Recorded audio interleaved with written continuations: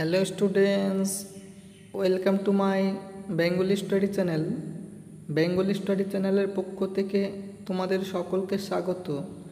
প্রিয় 2025 সালের একাদশ শ্রেণীর শিক্ষার্থী বন্ধুরা, আজকের অনলাইন ক্লাসে আমি তোমাদের জন্য সেকেন্ড সেমিস্টার বাংলা গল্প ছুটি যে গল্প রয়েছে সেই ছুটি গল্প থেকে মাত্র দুটি গুরুত্বপূর্ণ ইম্পর্টেন্ট 5 মার্কের প্রশ্ন নিয়ে উপস্থিত হয়েছি।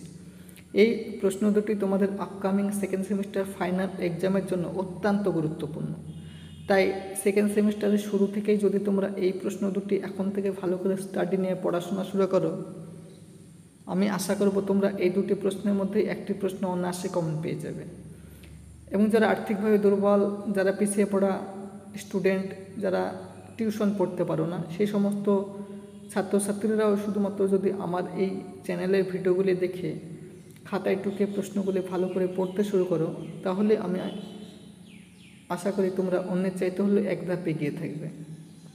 তাই আলোচনা শুরু করার পূর্বেই তোমরা যারা নতুন আমার এই চ্যানেলে ভিডিও দেখছো, তারা অবশ্যই আমার এই চ্যানেলটিকে সাবস্ক্রাইব করবে এবং পাশে থেকে বেল আইকন বেলটি প্রেস করে অল নোটিফিকেশন অন করে দেবে, যাতে করে আমার ভিডিও ছাড়ার সঙ্গে সঙ্গে সবার আগে তোমাদের কাছে পৌঁছে যায়। তাই আলোচনা দীর্ঘায়িত না করে চলো আমরা মূল আলোচনায় ফিরে যাই। আজকে তোমাদের সামনে আমি 8 নম্বর প্রশ্নটি ছুটি গল্প থেকে উপস্থিত করেছি। প্রশ্নটি দেখে নাও।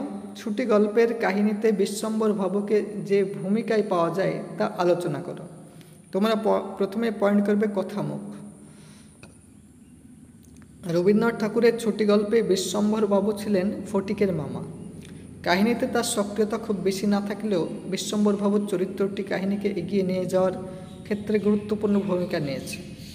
এবারে তোমরা প্যারা চেঞ্জ করে লিখবে দায়িত্ব ও দায়বদ্ধতার নিদর্শন। পশ্চিমের কাছ থেকে বহুকাল পরে দেশে ফিরে বিশ্বম্বর বাবু তার বিদেশি নৌকা করে এসেছিলেন ফটিকের মা অর্থাৎ তার বোনকে দেখতে। এই ঘটনায় গল্পের কাহিনী নতুন খাতে প্রবাহিত হয়, কারণ ফটিকের মার কাছে ফটিকের উচ্ছৃঙ্খলতা, পাঠে অমনোযোগ ইত্যাদির কথা শুনে তিনি তাকে কলকাতায় নিয়ে গিয়ে নিজের কাছে রেখে পড়াশোনা করানোর প্রস্তাব দেন। এই সিদ্ধান্তের জন্য নিজের স্ত্রীর গঞ্জনার মুখোমুখি হতে হয় তাকে। কিন্তু বিশ্বম্বরবাবুর এই সিদ্ধান্ত নিঃসন্দেহে বিধবা বোন ও ভাগ্নের প্রতি তার দায়িত্ব ও দায়বদ্ধতার নিদর্শন। এবারে তোমরা পয়েন্ট করবে স্নেহপরায়ণ। পরবর্তীতে বিশ্বম্বরবাবুর এই স্নেহপরায়ণতার নিদর্শন পাওয়া গিয়েছে যখন অসুস্থ ফটিক কাউকে কিছু না বলে বাড়ি ছেড়ে চলে যায়। সে সময় ফটিককে উদ্ধারের সমস্ত চেষ্টা ব্যর্থ হওয়ার পরে তিনি পুলিশে খবর দেন। পুলিশ যখন ফটিককে উদ্ধার করে আনে তখন বিশ্বম্বর বাবুকে দেখা যায় প্রায় কোলে করে ফটিককে অন্তঃপুর নিয়ে যেতে। এই ঘটনাতেও তাকে নিজের স্ত্রী গঞ্জনার মুখোমুখি হতে হয়। ফটিকের অসুস্থতা যখন বেড়ে উঠেছে, তার মায়ের অনুপস্থিতিতে বিশ্বম্বরবাবুই ফটিকের কাছে বসে তার ছিন্নতৃপ্ত হাত নিজের হাতের উপর তুলে নিয়েছে। দিন কেটে গিয়েছে, কিন্তু ফটিকের রোগশয্যার পাশে বিশ্বম্বরবাবু তার বোন আসা পর্যন্ত বসে থেকেছেন। এবারে তোমরা পয়েন্ট করবে শেষ কথা। প্রতিকূল পরিবেশ, স্নেহপরায়ণতা ও সন্তান বাৎসল্যের যে নিদর্শন বিশ্বম্বরবাবু দেখিয়েছেন তা তার চরিত্রকে আলাদা মাত্রা দিয়েছে। যদিও তা তার কাছে অতি দুর্লভ বস্তু, তার চেহারা এবং ভাব অনেকটা প্রবাহীন পথের কুকুরের মতো হইয়া যায়। এই সংকটই গভীরভাবে ঘনিয়ে এসেছিল ফটিকের জীবনে। তার মামি 13 বছরের এই অশিক্ষিত পাড়াগের ছেলেটির উপস্থিতি একেবারেই মেনে নিতে পারেননি। তার স্নেহহীন চোখে ফটিক যেন এক দুগ্রহের মতো উপস্থিত হয়েছিল এবং ফটিক তা নিজেও বুঝতে পারত। পরের প্রশ্ন আলোচনা করার পূর্বেই তোমরা যারা নতুন আমার এই চ্যানেলে ভিডিও দেখছো, তারা অবশ্যই আমার এই চ্যানেলটিকে সাবস্ক্রাইব করবে, লাইক করবে, কমেন্ট করবে এবং চ্যানেলটি শেয়ার করবে। কারণ আমার এই চ্যানেলটি যেহেতু নতুন, সেহেতু আমার এই চ্যানেলটি যাতে ভবিষ্যতে অনেক দূর প্রসারিত হয়, অগ্রসর হয় এবং চ্যানেলটি যাতে গ্রোথ হয় এবং চ্যানেলটি যাতে কন্টিনিউ তোমাদের সাপোর্ট এবং সহযোগিতা করতে পারে, সেই জন্য তোমাদের সাপোর্ট এবং সহযোগিতা আমি একান্তই কামনা করি। তাই আলোচনা দীর্ঘায়িত না করে চলো আমরা মূল আলোচনায় ফিরে যাই। এবারে তোমাদের সামনে আমি ছুটি গল্প থেকে 9 নম্বর প্রশ্নটি নিয়ে আলোচনা করব। প্রশ্নটি দেখে নাও। সেও সর্বদা মনে মনে বুঝিতে পারে পৃথিবীর কোথাও সে খাপ খাইতেছে না। এখানে সে বলতে কার কথা বলা হয়েছে? সে কোথাও কেন ঠিক খাপ খাইতেছিল না।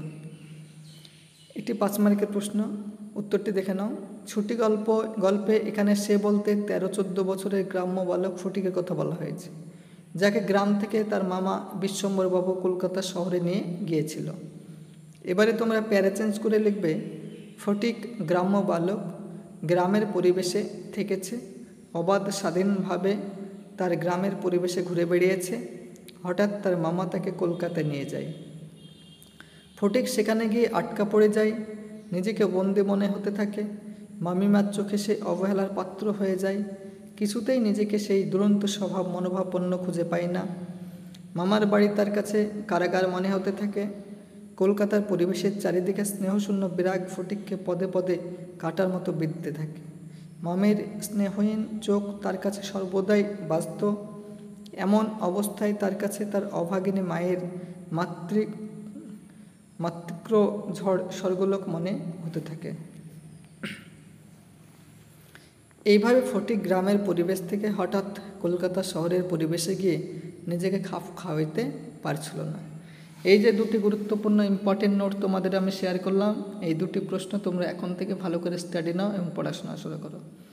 এবং পরবর্তী নেক্সট ভিডিওতে তোমাদের কোন গল্পের কোন প্রশ্ন প্রয়োজন তোমরা কমেন্ট বক্সে কমেন্ট করে যাও না, আমি তোমাদের প্রশ্নের উত্তর নিয়ে পরবর্তী নেক্সট ভিডিওতে উপস্থিত হব। তাই এইরকম নিত্য নতুন ভিডিও পেতে তোমরা অবশ্যই আমার এই চ্যানেলটিকে সাবস্ক্রাইব করবে, লাইক করবে, কমেন্ট করবে এবং চ্যানেলটি বন্ধু বান্ধবদের মধ্যে অধিক পরিমাণে শেয়ার করো।